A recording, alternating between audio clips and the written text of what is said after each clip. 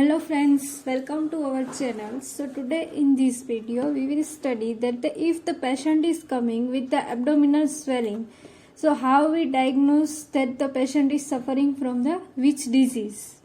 So let's study in detail. Abdominal swelling may be divided into the generalized and localized swelling. मतलब कि जो abdominal swelling है उसको divide किया गया है जनरलाइज्ड और लोकलाइज्ड, यानी कि कोई पर्टिकुलर पार्ट में है या फिर पूरी बॉडी में या फिर पूरे एब्डोमिन में है. So next that is that abdominal swellings are a common surgical problem. Abdominal swelling है वो कॉमन सर्जिकल प्रॉब्लम है. They are also frequently the subject of the examination questions. Generalized swellings are classically described as the 5FS. जो generalized swelling है उसको 5FS describe किया गया है, यानी कि स्वेलिंग किस किस की वजह से हो रहा है. तो वो 5F यानी कि fat. First one is the fat, second one is the faeces, third one is the flatus, fluid और फीटस. यह 5F है जिसकी वजह से एब्डोमिनल स्वेलिंग हो सकता है.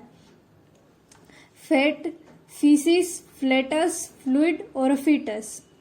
Now next that is that for the purpose of the description of the localized swelling, the abdomen has been divided into the 7 areas. So into this, for the purpose of the description of the localized swelling, the abdomen has been divided into the 7 areas. You have to know that the abdomen has divided into the 7 areas.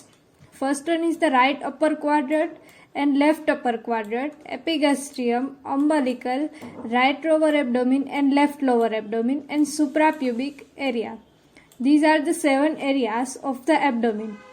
Now next one is that the hepatomegaly, यानी कि abdominal swelling है वो liver का enlargement होने से भी हो सकता है, और स्प्लीन का एनलार्जमेंट हो गया तो भी एब्डोमिनल स्वेलिंग दिख सकता है.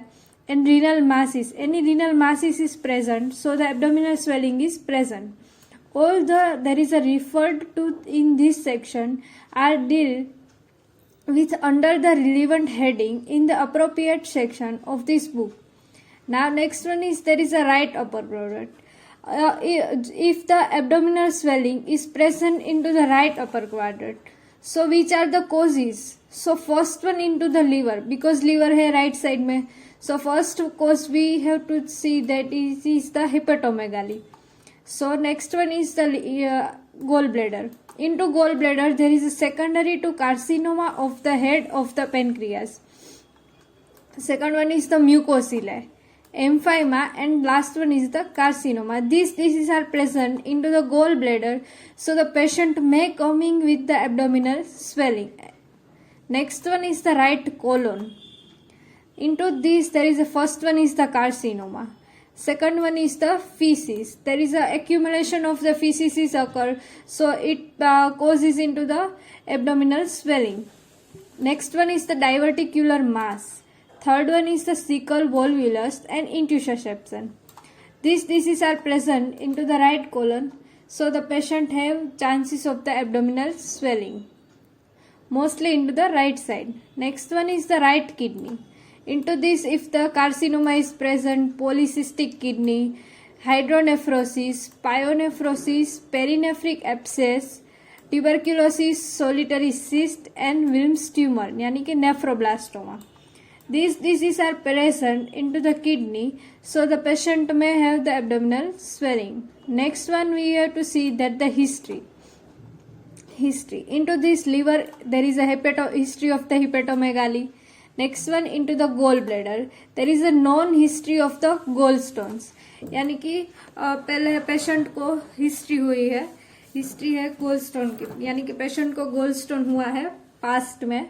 History of the flatulent dyspepsia, patient को फ्लैचुएंट डिस्पेप्सिया हुआ है पास्ट में. Jaundice, dark urine, pale stool, pruritus and recent weight loss में suggest the carcinoma of the head of the pancreas और the carcinoma of the gall bladder. यानी कि ये सब सिम्टम्स हो गए पेशेंट को, और अगर पेशेंट को रिसेंटली ही वेट लॉस हुआ होगा तो हम क्या सजेस्ट करते हैं कि carcinoma of the head of the pancreas होगा और carcinoma of the gall bladder, ये दोनों में से एक हो सकता है। Next one is the right colon. Into the right colon the symptoms is that there is a lassitude, weakness and lethargy. It is suggesting there is a anemia from the chronic blood loss. Chronic blood loss हो गया, इसीलिए patient को anaemia और weakness present है। Patient में central abdominal Koli की pen, central abdominal में abdomen के बीच में ही उनको कोली की पेन होगा, वोमिटिंग होगी, कॉन्स्टिपेशन प्रेजेंट होगा and change into the bowel habit will suggest that the colonic carcinoma. Colonic carcinoma होगा तो उनकी पेशेंट की बोवेल हैबिट भी चेंज हो जाएगी, वोमिटिंग होगी, कॉन्स्टिपेशन होगा। There may be a history of a gross constipation to suggest a faecal loading. और पेशेंट को में भी कॉन्स्टिपेशन की हिस्ट्री होगी। Non history of the diverticular disease, past में पेशेंट को कोई डायवर्टिकुलर डिसीज हुआ होगा and there is also history of the attack of the crying, abdominal pain and blood and mucus in the stool. Patient को blood में patient को abdominal pen होगा और स्टूल में ब्लड और म्यूकस प्रेजेंट होगा। इसको बोलते हैं red currant jelly like stool will suggest that the intussusception into the infant। ये क्या सजेस्ट करता है कि इंटुससेप्शन प्रेजेंट है इन्फेंट्स में। Now next one is there is a right kidney. Into right kidney we will see into the next. So now next we will see that the examination. Into the examination, gallbladder. First of all we see into the gallbladder. Into this there is a mucocele is either non-tender or only midly tender. यानी कि हम जहाँ पे जब palpate करेंगे तो वो tender होगा या फिर माइल्डली टेंडर होगा. It is large and smooth and moves with respiration. जो म्यूकोसिल है वो लार्ज हो जाएगा और स्मूथ हो जाएगा और वो मूव करेगा पेशेंट जब रेस्पिरेशन करेगा तब. Projecting from under the 9th costal cartilage at the lateral border of the rectus abdominis.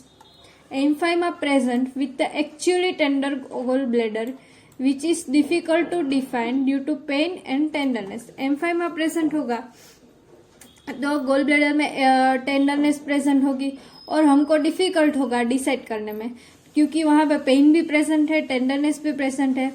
And there is a patient may be jaundice due to the Mirizzi syndrome. Into this there is an external pressure from a stone impacted into the Hartmann's pouch on the adjacent bile duct. Now, carcinoma of the gallbladder may present as a hard irregular mass in the right hypochondrium. यानी कि जो patient को अगर carcinoma होगा gall bladder का तो वो कैसे प्रेजेंट होगा एज अ जो वो हार्ड हो जाएगा वहां का एरिया और इरेग्युलर मास जैसा हमको फील होगा पाल्पेशन करेंगे तब. वो कहाँ पे तो राइट हाइपोकॉन्ड्रियम में. But normally it is present as a obstructive jaundice. But normally वो कैसे प्रेजेंट होता है तो ऑब्स्ट्रक्टिव जॉन्डिस की तरह due to the secondary deposits in the nodes at the at the porta hepatis causing the external compression of the hepatic duct. Now a smooth enlarged gallbladder in the presence of the jaundice. यानी कि जो smooth enlarge gall bladder है वो किसके साथ present होगी jaundice. यानी कि ये दोनों सिम्टम्स साथ में होंगे तो हम क्या सोच सकते हैं कि इधर क्या होगा कि carcinoma of the head of the pancreas और में भी गोल ब्लैडर हो सकता है. Now next one is into this right colon. Right colon में क्या होगा तो faeces are usually soft and putty like and can be indented but may also feel like a mass of rocks. The faeces है वो कैसे होगा soft and putty like and can be indented but may also feel like a mass of rocks. Carcinoma is usually form and hard and irregular. जो अगर carcinoma present हुआ होगा तो वो क्या होगा हार्ड होगा, फॉर्म होगा, इरेग्युलर होगा, मास फील होगा हमको, टेंडर होगा. एंड विच में बी मोबाइल और फिक्स्ड. वो क्या होगा मोबाइल होगा और फिक्स्ड होगा. Now, a diverticular mass is a usually tender and ill-defined. अगर जो डाइवर्टिकुलर मास है वो टेंडर तो होगा, पर हम उसको डिफाइन नहीं कर सकते कि पर्टिकुलर यही है, हम पता नहीं, हम कंफर्म नहीं कर सकते. Unless there is a large paracolic abscess. अगर वहां पे पेराकोलिक एप्सिस प्रेजेंस होगा तो हम कंफर्म ये कह सकते हैं, पर अगर नहीं प्रेजेंट होगा तो हम नहीं कह सकते. With the caecal volvulus there is a tympanic mass which may be tender with the impending infraction. अगर वहां पे टिम्पेनेटिक मास प्रेजेंट होगा with the tender impending infarction, वहां पर टेंडरनेस भी प्रेजेंट होगी, तो हम कह सकते हैं कि वहां पे सिकल वोल्वुलस है. विद द इंटरसेप्शन, अगर इंटरसेप्शन होगा so there will be a smooth mobile tender sausage shaped mass into the right hypochondrium and the mass may be moved as the intussusception into the progress. तो जो मास है वो भी move करेगा interception जब progress होगा तब. सो